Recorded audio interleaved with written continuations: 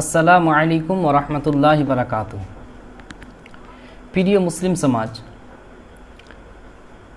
আমাদের সম্মুখে কিছুদিন পরেই মাহে কুরবানি আদা আসছে, যেই মাসে আমরা কুরবানি করে থাকি আল্লাহ তাআলার নৈকট্য অর্জনের উদ্দেশ্যে। তো এই বিষয় নিয়ে আমাদের কিছুটা মতভেদ এবং বিভ্রান্তিকর কথা নিয়ে আমরা খুব মেতে উঠেছি। যেমন কি কুরবানি করা ওয়াজিব না সুন্নাত। কিছু কিছু ব্যক্তি আবার নামধারী আহলে হাদিস ভাইরা তারা বলে থাকে নফল, মুস্তাহাব, করলেও নাকি না করলেও নাকি। এবার আমাদের মুসলিম সমাজে অনেক ব্যক্তি কি হয়, এই সমস্ত সমালোচনা বিভ্রান্তিকর কথা শুনে তারা কি করবে আর না করবে তা ডিক্লেয়ার করতে পারছে না, ডিক্লারেশন তারা ঠিকভাবে পাচ্ছে না যে কী করা আমাদের তাহলে দরকার, আমাদের করণীয় কোনটি। এই উদ্দেশ্যে আমি আপনাদের সম্মুখে এটাকে আমি উন্মোচন করার উদ্দেশ্যে আমি আপনাদের সম্মুখীন হয়েছি যে এই বিষয়ের মূল তথ্য কি, কোনটা আমাদের নিকটে রয়েছে। প্রথমত বলি যে মতপার্থক্য যেটা রয়েছে, প্রথমত ইমাম আবু হানিফা রহিমাহুল্লাহ, ইমাম আহমদ বিন হাম্বল, এই দুইজন ইমাম, বিখ্যাত ইমাম, তিনাদের নিকটে কুরবানি করা হচ্ছে ওয়াজিব। এবং দ্বিতীয়ত হচ্ছে ইমাম শাফি রহিমাহুল্লাহ, তিনিও চারজন বড় বিখ্যাত ইমামের মধ্যে একজন, তিনার নিকটে হচ্ছে সুন্নাতে মুআক্কাদা। সকলের দলিল, সকলের চিন্তাধারা, এগুলো ব্যাখ্যা বিশ্লেষণ আলাদা, তার জন্য দুজনের মত আলাদা আলাদা হয়েছে। কিন্তু আমাদের সমাজে কেউ কেউ, কিছু নামধারী বললাম, যে তারা আবার ফের নফল এবং মুস্তাহাব নতুন একটি জিনিস আবিষ্কার করে ফেলেছে। তো এবার আমি বলি যে ইমাম আবু হানিফা, আমরা যখন হানাফি মাযহাবের অনুসরণকারী, তো আমরা যখন ইমাম আবু হানিফার অনুসরণ করি, তো আমাদের জানতে হবে ইমাম আবু হানিফার নিকটে ওয়াজিব তাহলে কেমন করে হলো, এটা কি কোনো বানাওয়াট কথা না কোনো মন গড়া কথা। এই সমস্ত দিক দিয়ে আমাদের যখন চিন্তা ভাবনা আসছে, তো এই জিনিসটাকে পরিষ্কার করে ফেলি। চলুন, আল্লাহ তাআলা কোরআন মাজিদ 30 নম্বর পারা সূরা কাউসার আয়াত নাম্বার 2 মধ্যে ঘোষণা করেছেন, ফাসাল্লি লিরাব্বিকা ওয়ানহার। আল্লাহ বলেন নিজের মাহবুব মুহাম্মদ রাসূলুল্লাহ সাল্লাল্লাহু আলাইহি ওয়াসাল্লামকে, হে মাহবুব, আপনি নিজের পালনকর্তার জন্য নামাজ পড়ুন এবং কুরবানি করুন। এই আয়াত দ্বারা আমরা বুঝতে পারি আল্লাহ তাআলা বললেন ওয়ানহার, যেটা ফেলা আমরের সেগা।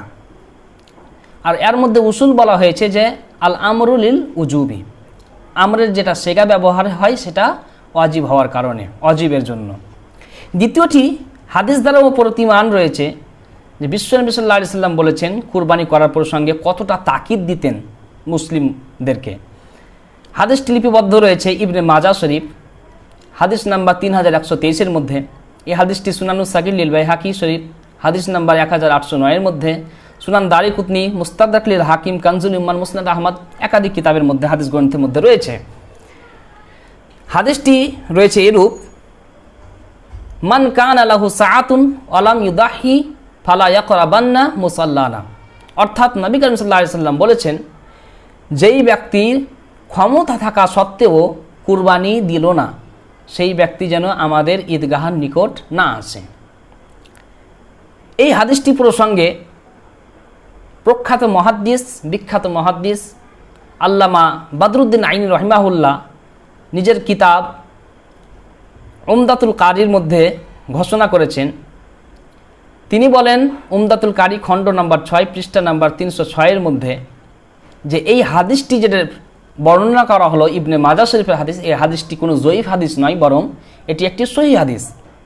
এমনকি ওয়াহাবিদের শেখ আলবানী তিনি পর্যন্ত বলেছেন এই হাদিসটি সহিহ, জয়ীফ নয়।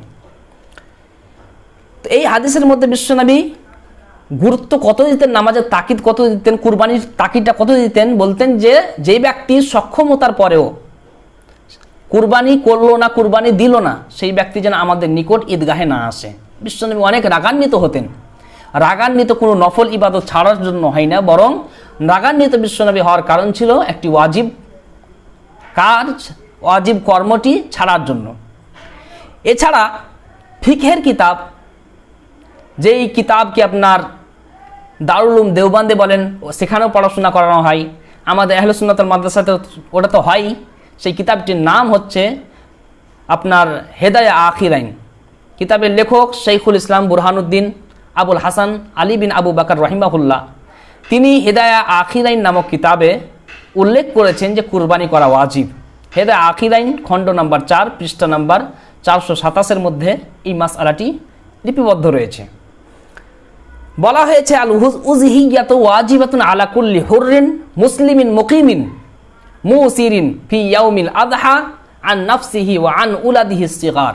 অর্থাৎ কুরবানি করা ওয়াজিব প্রত্যেক স্বাধীন ব্যক্তি, প্রত্যেক মুসলিম ব্যক্তি, প্রত্যেক স্থায়ী ব্যক্তি, যারা মুসাফির নয়, কুরবানির দিনে নিজের তরফ থেকে এবং নিজ নিজ সন্তানদের তরফ হতে। ইহা হতে আমরা বুঝতে পারি যে ফিকহের কিতাব যেটা আল্লামা আপনার বুরহানুদ্দিন রহিমাহুল্লাহ লিখেছেন হেদায়া আখিরাইনের মধ্যে যে কুরবানি করা ওয়াজিব। এরকমই কুদুরি কিতাবের মধ্যে রয়েছে, আরও ফিকহের একাধিক কিতাবের মধ্যে রয়েছে। শুধু এটাই নয়, এর সাথে সাথে একাধিক ফিকহ শাস্ত্রের বড় বড় ইমামগণ যিনারা রয়েছেন, তিনাদের মতামত এটাই যে কুরবানি করাটা হচ্ছে ওয়াজিব কর্ম, ওয়াজিব কাজ। যেরকম কিছুটা ইমামের নাম আমি আপনাদের সম্মুখে উল্লেখ করছি। প্রথমত ইমাম আবু হানিফা নু'মান বিন সাবিত, দ্বিতীয়তম ইমাম আহমদ বিন হাম্বল রহিমাহুল্লাহ, তিনিও বলেছেন ওয়াজিব। ইমাম আউজাই রহিমাহুল্লাহ, তিনিও বলেছেন কুরবানি করা ওয়াজিব। ইমামে আবু ইউসুফ রহিমাহুল্লাহ, তিনিও বলেছেন কুরবানি করা ওয়াজিব। ইমাম মোহাম্মদ রহিমাহুল্লাহ, তিনিও বলেছেন কুরবানি করা ওয়াজিব।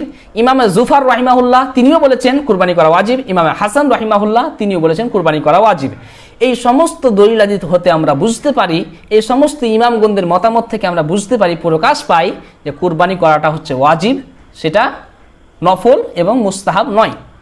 কিন্তু ইমামে শাফি রহিমাহুল্লাহর নিকটে সুন্নাতে মুআক্কাদা তিনার দলিল, তিনার আপনার উসুল আলাদা, তিনার রিসার্চ আলাদা, কিন্তু তিনিও বড় ইমাম, তার জন্য তার সম্পর্কে আমরা ভুল আকীদা বা ভুল ভ্রান্ত আমরা কথা রাখি না, তথ্য রাখি না, বরং আমরা বলি যে আমাদের নিকটে আমরা ইমাম আবু হানিফার অনুসরণকারী, তথা আমরা ইমামে আবু হানিফার যেটা মাসআলা রয়েছে সেটাই আমরা অনুসরণ করে চলবো, আর সেটা হচ্ছে কুরবানি করা ওয়াজিব।